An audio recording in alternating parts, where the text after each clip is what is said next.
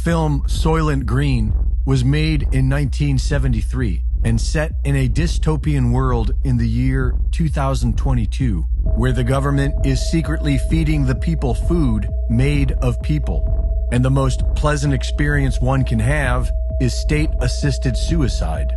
While government-run media pushes the idea of cannibalism, government-assisted suicide is officially now a thing in 2022.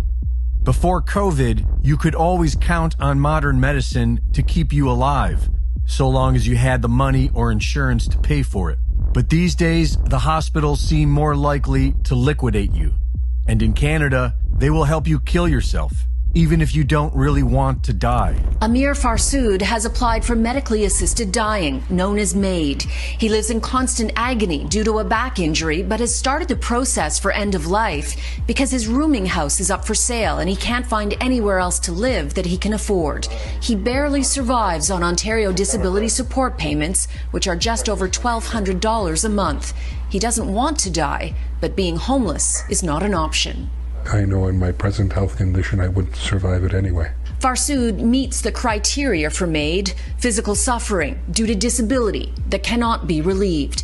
His doctor, who knows Farsood's real reason for MAID is his fear of being homeless, signed off on the application in August. Farsood needs a second to do the same.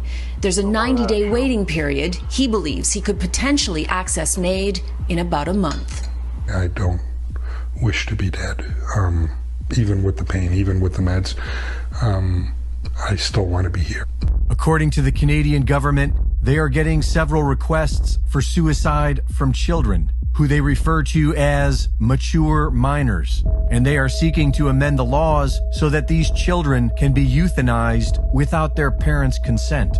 There are posts on social media that suggest this might be true, which shouldn't surprise anyone. The quality of life for Canadians is at an all-time low, and the motive for helping Canadians kill themselves is allegedly to save the government money. They have saved $90 million.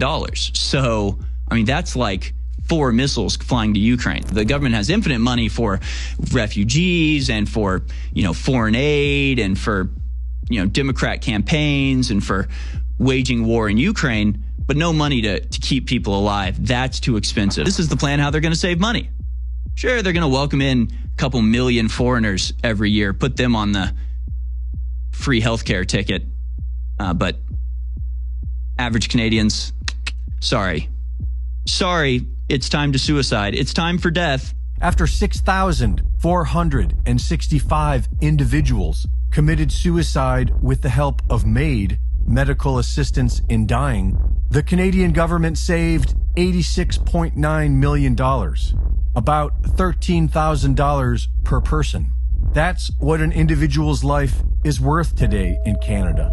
The economists running Canada concluded that the savings from MAID are so far negligible, but the suicide program should continue. I mean, bullets don't cost that much. I mean, we could really be ramping this up. Maybe you could have people pay tickets. Like maybe this is a solution. Maybe in Canada, you pay like $10,000 and you get to kill somebody. This is the predictable outcome of big government. When unnecessary jobs are created and given to lazy idiots, then economists and bureaucrats inevitably sort everything out. And they only see us as a resource, which turns civilization into a meat factory. Reporting for InfoWars, this is Greg Reese.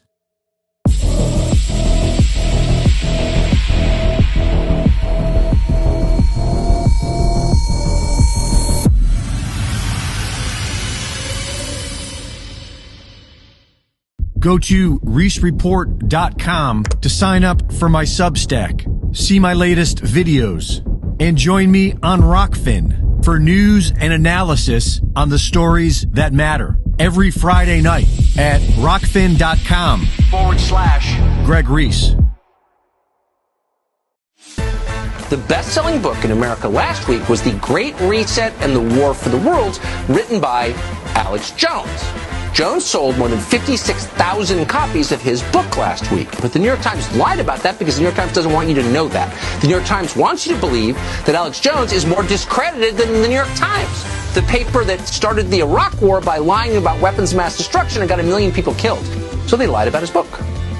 The Great Reset and the War for the World, the historic book that lays out the plans of the Great Reset Death Star and exposes the New World Order's plans for global enslavement.